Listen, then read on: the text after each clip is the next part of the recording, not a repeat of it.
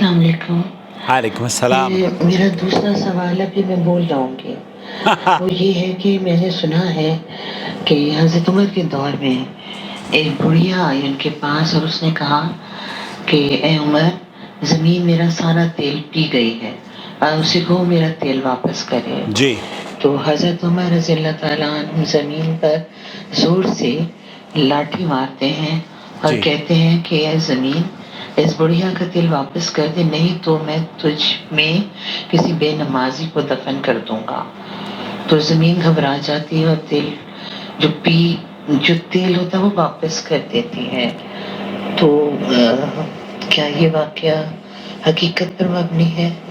مجھے اس کے بارے میں جاننا ہے۔ جزاک اللہ۔ اوکے، دراصل یہ جو واقعہ ہے نا، یہ واقعہ مختلف صوفیوں نے مثنوی اور نہ جانے کن کی کتابوں میں نقل کیا ہے، اور اس کو مختلف انداز سے بیان کیا جاتا ہے کہ عمر فاروق رضی اللہ تعالیٰ عنہ وہاں سے گزر رہے تھے، اس عورت کو روتے ہوئے بلبلاتے ہوئے دیکھا تو عمر فاروق نے کہا کہ کیا ماجرا ہے؟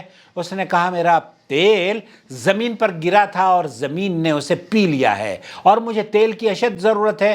اے عمر، اگر میرا تیل نہیں ملا تو میں یہ کر دوں گی، وہ کر دوں گی، وغیرہ وغیرہ، مجھے تیل دلاؤ تم اگر انصاف کرنے والے بادشاہ ہو۔ تو عمر فاروق نے دھرا اٹھایا، کوڑے لگائے، زمین کی طرف اشارہ کیا کہ اگر تم نے اس بڑھیا کا یہ تیل نہیں دیا واپس تو تمہیں مارتے مارتے اتنا ماروں گا کہ تیل نکلنا شروع ہو جائے گا۔ اور دوسری جگہ ایک صاحب نے لکھا ہے کہ یہ یہاں پر مثنوی کے حوالے سے لکھا ہے، زمین کیا تو نے میرے دور خلافت میں اس خاتون کا تیل غصب کیا ہے؟ تیل واپس کر۔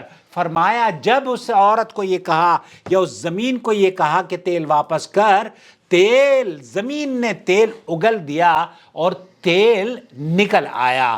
دوستو، بھائیوں اور بہنوں، حضرت علی رضی اللہ تعالیٰ عنہ کے بارے میں اور حضرت عمر کے بارے میں خاص طور پر بہت سے ایسے واقعات ہیں جن کی کوئی سند نہیں ہے۔ اس طرح کے واقعات جھوٹ پر مبنی ہیں اور اس طرح کے واقعات کو صرف صوفیوں نے ہی نقل کیا ہے، کسی بھی محدث، کسی بھی مورخ یا کسی بھی ایسے اوتھنٹک تاریخ نگار نے نقل نہیں کیا ہے جس کا اعتبار مسلمانوں نے کیا ہو۔ تو یہ خرافات پر مبنی باتیں ہیں، اس سے اسلام کا کوئی تعلق نہیں ہے۔ اسلام اس واقعے سے پہلے اگر ہم اس کو تسلیم بھی کر لیں تب بھی وہ پورا مکمل ہو چکا تھا اس روز، جس روز حضرت عمر رضی اللہ تعالیٰ عنہ نے فرمایا تھا کہ الیوم اکملت لکم دینکم واتممت علیکم نعمتی ورضیت لکم الاسلام دینا۔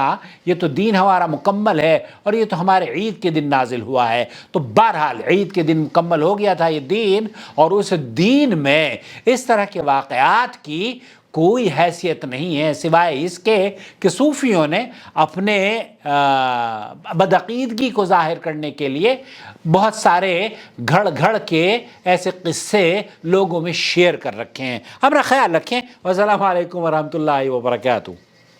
اللہ ولی الذین آمنوا یخرجهم من الظلمات إلى النور والذین كفروا أولیاؤهم الطاغوت یخرجونهم من النور إلى الظلمات أولئك أصحاب النار هم فيها خالدون۔